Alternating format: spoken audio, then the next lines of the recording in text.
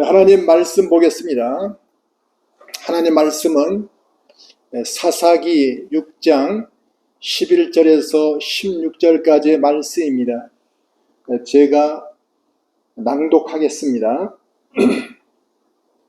여호와의 사자가 아비에셀 사람 요아스에게 속한 오브라에 이르러 상수리 나무 아래에 앉으니라.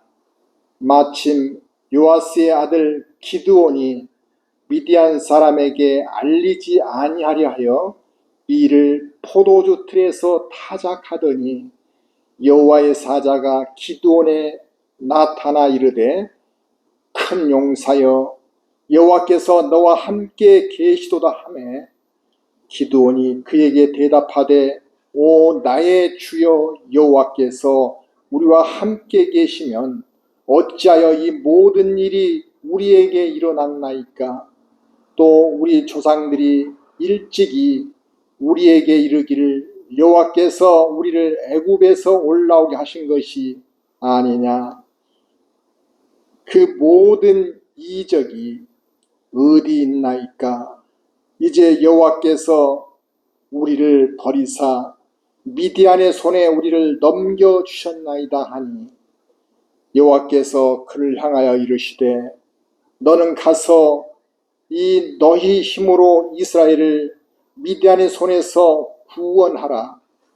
내가 너를 보낸 것이 아니냐 하시니라. 그러나 기드온이 그에게 대답하되 오 주여 내가 무엇으로 이스라엘을 구원하리이까? 보소서 나의 집은 므낫세 중에 극히 약하고 나는 내 아버지 집에서 가장 작은 자니이다 하니 여호와께서 그에게 이르시되 내가 반드시 너와 함께하리니 내가 미디안 사람 치기를 한 사람을 칫하리라 하시니라. 아멘. 사랑의 하나님 아버지, 이 시간에도 부족하고 허물 많은 자가 아버지의 말씀을 대언고자 단위에 섰습니다. 인간적인 생각들을 모두 다 십자가 뒤에 감춰주시옵고 오직 하나님 말씀만이 선포될 수 있도록 입술을 주장하여 주시옵소서. 감사드리오며 우리 주 예수님 이름으로 기도합니다. 아멘. 사람은 누구나 살아가면서 수없이 넘어지기도 하고 상처를 입기도 하고 고통을 겪기도 합니다. 한마디로 인간은 연약하다는 반증인 것입니다. 그래서 우리는 어릴 때부터 강한 자가 되라고 늘 귀가 아프게 들어왔을 겁니다. 좀 잘해보라고 하는 말도 실상은 우리 부족을 나무라는 말이 아니겠습니까? 그래서 어떤 사람들은 하나님께서 사람을 좀 더 강하게 만들어 놓으셨으면 좋지 않았을까요? 이렇게 생각하는 사람도 있을 겁니다. 그런데요, 강한 것만이 좋을까요? 아닐 수도 있습니다.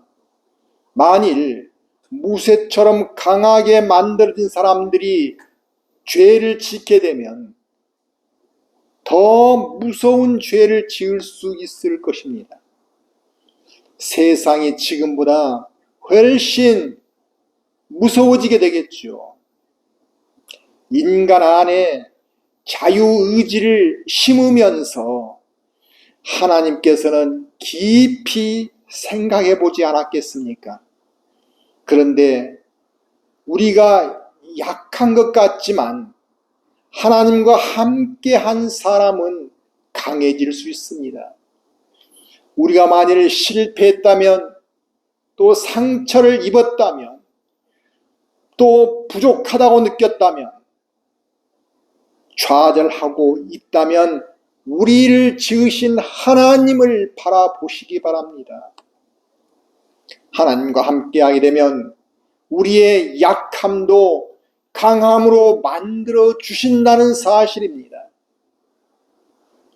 오늘 사사기에 나오는 기드온은 하나님을 만나고 나서 큰 용사가 되었습니다. 기드온은 군사 300명을 가지고 미디안 군사 13만 5천 명을 이겼다고 기록되어 있습니다. 자, 무엇으로 그렇게 했을까요? 첨단 무기로 그랬을까요? 아니죠.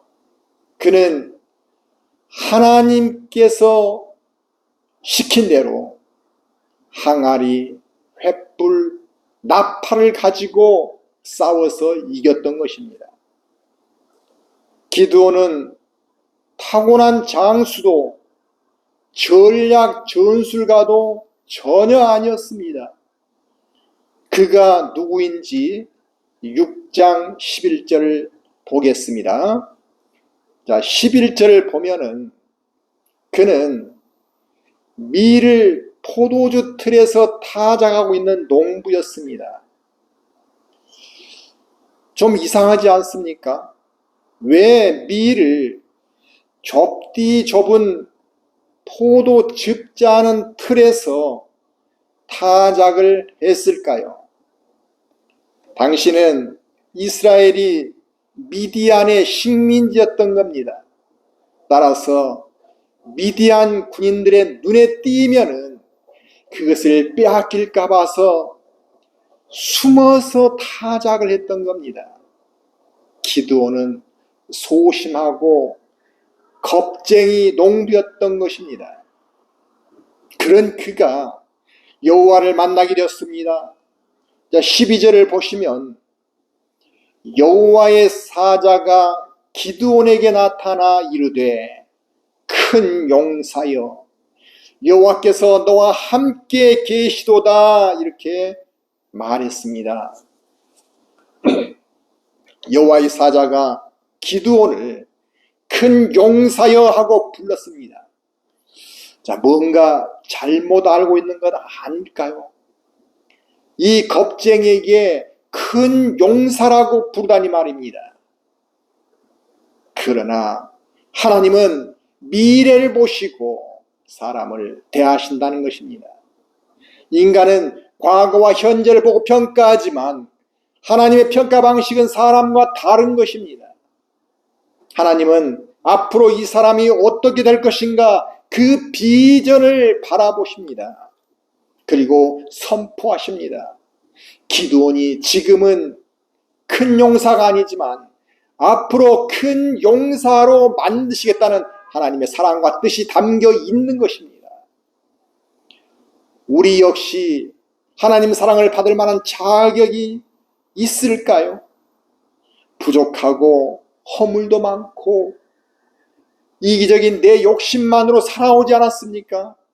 그런데도 우리를 하나님께서는 자녀 삼아 주셨던 겁니다.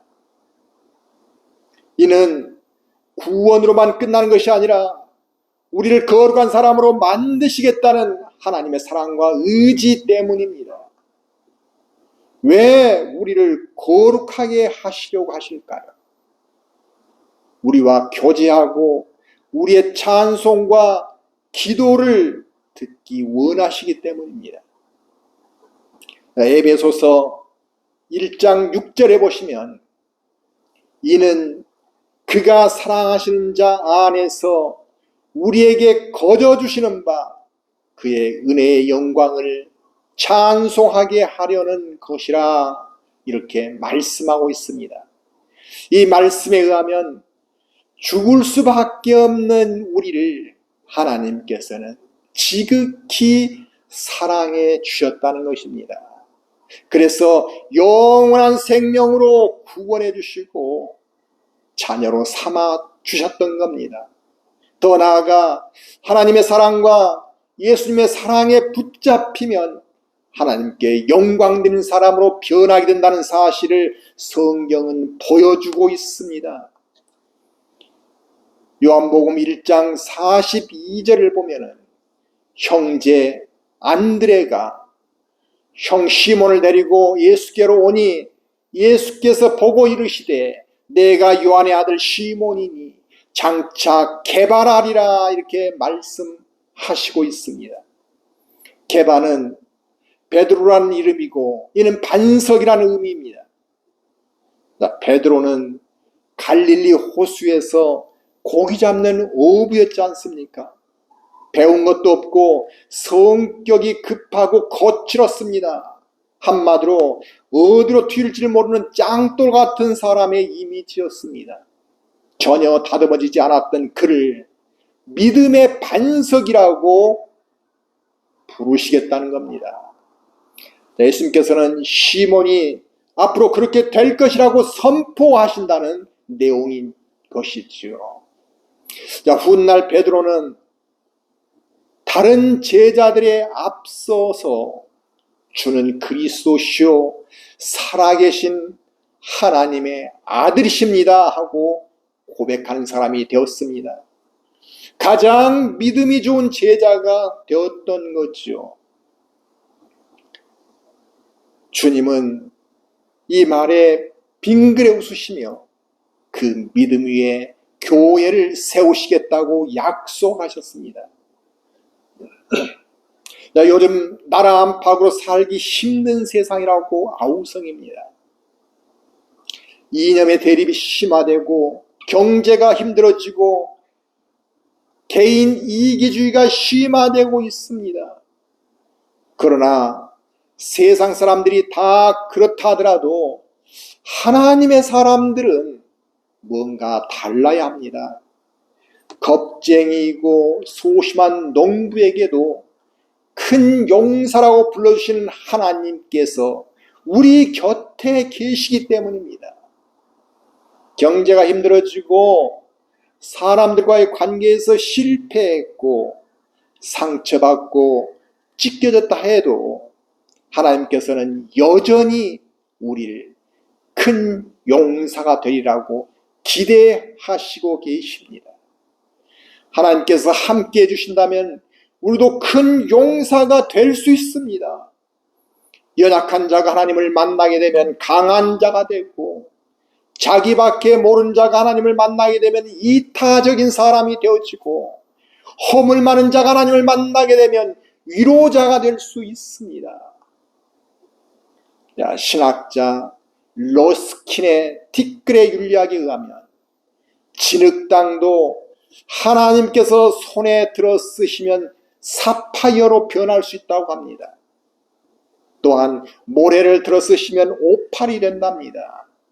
또한 맨흙은 다이아몬드가 될 수 있다고 합니다. 그렇다면 하나님께서 사람을 들어 쓰신다면 어떻게 되겠습니까? 그리스도인들을 그토록 무섭게 핍박했던 사울을 들어 쓰시니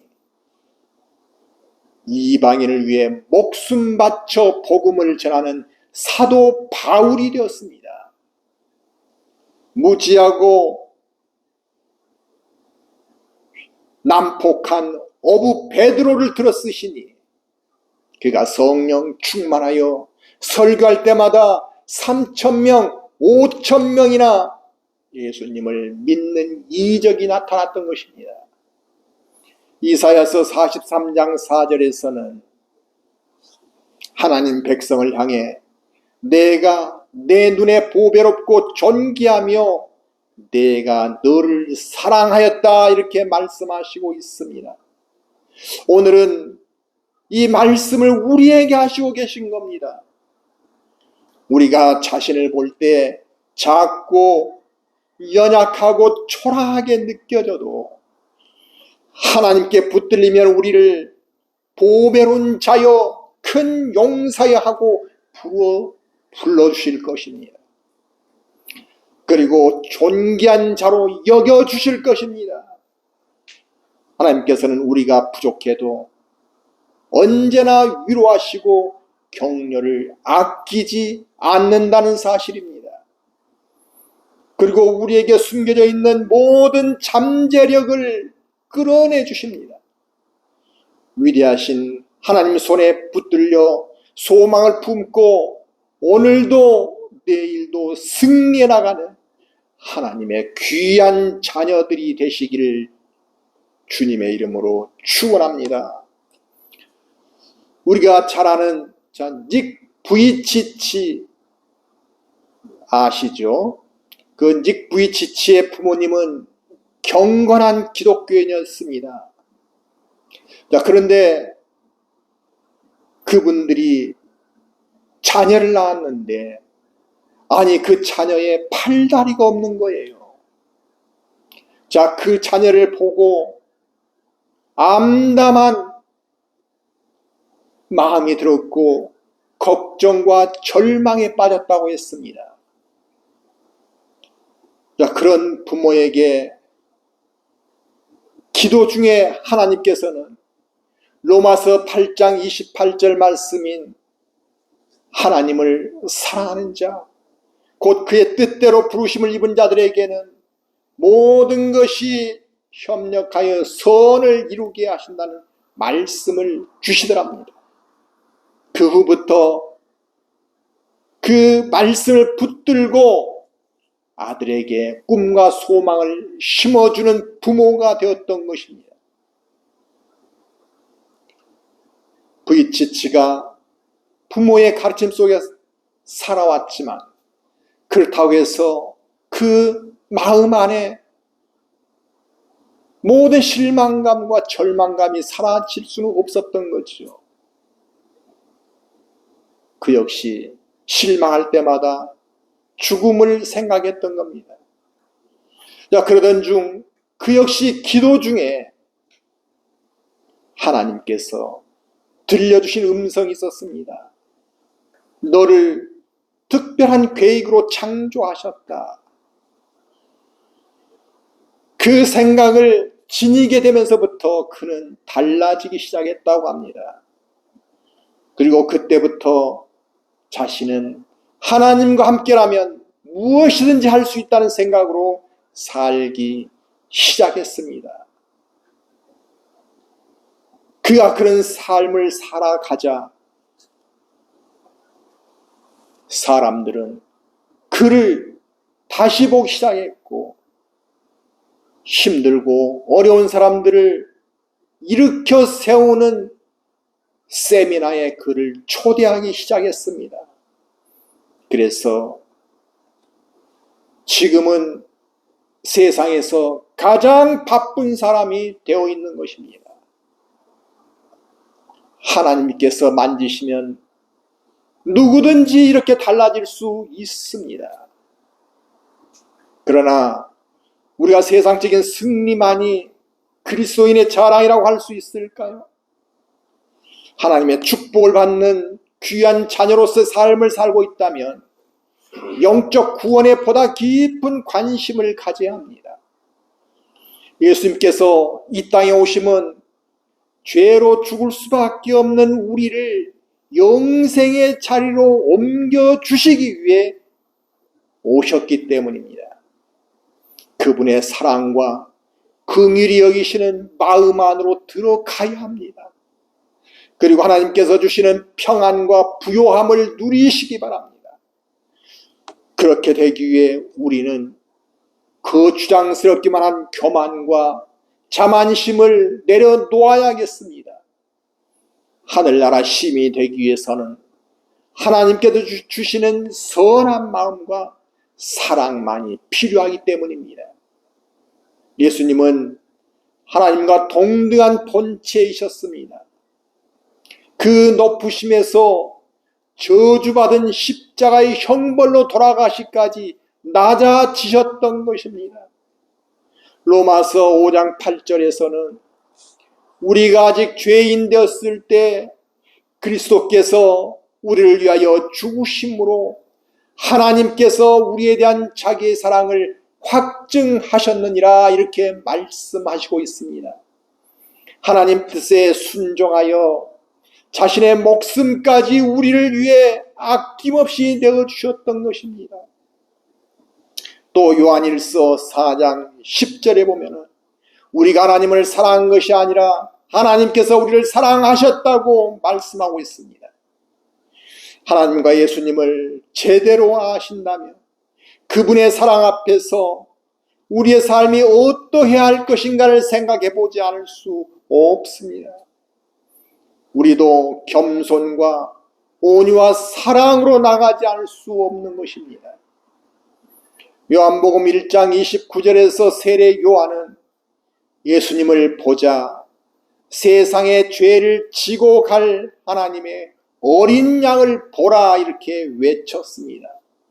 그러자 많은 사람들이 그에게 몰려와서 세례를 받기 시작했습니다. 그런데 제사장들이 나타나서 세례 요한에게 당신은 누구냐고 물었던 거죠.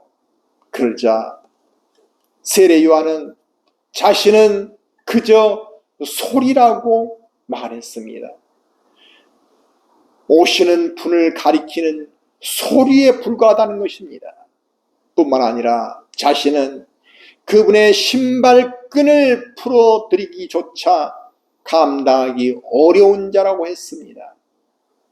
또 자기 제자들에게는 자신은 낮아지고 예수님은 높아지한다고 말하기도 했습니다. 이토록 우리에게는 하나님을 깨닫고 갈수록 겸손해질 수밖에 없다는 사실입니다. 고린도후서 4장 5절에서 바울 역시 우리는 우리를 전파하는 것이 아니라 오직 그리스도 예수의 주되신 것과 또 예수를 위하여 우리가 너희의 종된 것을 전파함이라고 했습니다. 사도 바울은 나를 자랑하는 것이 아니라 주님을 자랑하고 예수님을 위해서 이방인의 종이 되겠다는 것입니다. 원래 유대인들은 이방인을 멸시했습니다. 그런데도 그 이방인의 종이 되겠다고 결단한 것입니다. 이 과정에서 그가 보여준 역경은 참으로 눈물겨운 것이었습니다. 그는 40에서 하나 감한 매를 5번 맞고 태장을 3번 맞고 배에서 파선하고 바다 위에서 일주일을 떠 있었고 돌에 맞아 죽을 뻔했고 여러 날 길에서 잠을 잤고 추위에 떨고 배고픔을 당해야 했습니다. 그렇게 혼나고 힘들었지만 끝까지 변치 않고 이방인의 종으로 살았던 것입니다. 과연 무엇이 그를 이런 사람으로 만들었을까요? 바로 예수님의 큰 사랑을 깨달았기 때문입니다. 그 사랑을 깨닫고 하는 말이 나의 나된 것은 주님의 은혜라고 고백했습니다. 내가 한 것이 아니라 주님께서 해 주셨다는 것입니다. 예수님의 사랑을 깨달을 때 우리는 자신을 낮출 수 있습니다. 대신에 우리 안에 그분이 주신 능력과 담대함과 감사가 가득 채워지게 될 것입니다. 우리는 이미 거룩한 하나님의 자녀들입니다. 우리가 잘해서 거룩해진 것이 아닙니다. 예수 그리스도의 보혈의 은혜로 거룩함을 입게 되었던 것입니다. 주님의 핏값으로 거룩하게 되었으므로 은혜를 받을수록 겸손과 감사로 나가지 않을 수 없습니다. 그러나 거룩해져 있다 해도 자신을 방치하면 세상에 쉽게 오염될 수 있다는 것을 잊으면 안 될 것입니다. 베드로전서 5장 8절에 보면 근신하라 깨어라 너희 대적마귀가 우는 사자같이 두루다니며 삼킬 자를 찾나니 라고 말씀하십니다. 우리가 거룩함을 유지하는 것이 쉽지 않지만 마귀에게 당하고 고난과 고통을 당할 일에 비하면 훨씬 쉬운 일이라고 할 것입니다. 더구나 거룩함으로 나갈 때 하나님과 동행할 수 있고 성령님의 인도를 받을 수 있습니다. 그 삶을 통해 하나님께서 주시는 평안과 부요함의 축복이 임하게 되실 줄로 믿습니다. 그러한 분은 이미 하나님 나라를 위해서 귀하게 쓰임받고 있는 것입니다. 하나님께서는 우리를 이미 존귀한 자로 세워놓으셨습니다. 그러나 하나님 안에 있다 할지라도 우리 마음이 힘들어지고 상심하거나 위기가 올 때가 있습니다. 미리 대비하여 예수 보혈의 능력으로 날 새롭게 달라고 늘 기도해야 합니다. 주님, 붙들어 주시옵소서. 제가 여기에 있습니다. 하나님 도와주십시오. 우리 안에 이 기도가 항상 살아나야 합니다. 그리고 항상 감사하며 하나님 사랑 안에 거하는 사람이 되어야 합니다. 예수님께서는 우리를 위해 십자가 위에서 모든 수치와 고통까지 참으셨습니다. 그리고 하늘에 오르사 언제나 우리를 위해 기도하신다고 말씀하셨습니다. 이 땅을 떠나시면서 천국에 우리의 거처를 마련해 놓겠다고 하신 그 약속을 우리도 믿고 나가시기를 축원합니다. 그 사랑을 깨닫고 천국의 소망을 붙잡고 담대한 믿음으로 나가시는 세부터교회 성도님들이 되시기 바랍니다. 마가복음 9장 23절에 보면은 예수님께서 이르시되 할 수 있거든이 무슨 말이냐, 믿는 자에게는 능히 하지 못할 일이 없느니라, 이렇게 말씀하셨습니다. 그 믿음으로 하나님의 선한 일을 잘 감당해 나가는 주님의 귀한 종들이 다 되시기를 주님의 이름으로 축원합니다. 기도하겠습니다. 사랑의 하나님 아버지, 오늘도 연약하고 실패하고 찢겨진 우리를 귀하게 대해주시는 하나님께 영광을 올려드립니다. 저희들 늘 감사하고 늘 기뻐하는 삶을 살 수 있도록 붙잡아 주시옵소서. 그러나 오늘 말씀을 통해 하나님의 존귀한 자녀일지라도 하나님의 뜻 가운데 살지 않을 때는 또한 마음이 흐트러질 수 있다는 것을 알게 되었습니다. 하나님을 더욱 깊이 만나게 해주시고 우리를 들어써 주시는 하나님의 은혜가 있으시길 원합니다. 세상을 이기는 귀한 자녀들이 되게 하시고 믿음의 반석이 되게 하여 주시옵소서. 그리하여 하나님께 영광 드리게 하여 주시옵소서. 감사드리오며 우리를 위하여 십자가에서 피 흘려 돌아가신 우리 주 예수 그리스도의 이름으로 기도합니다. 아멘.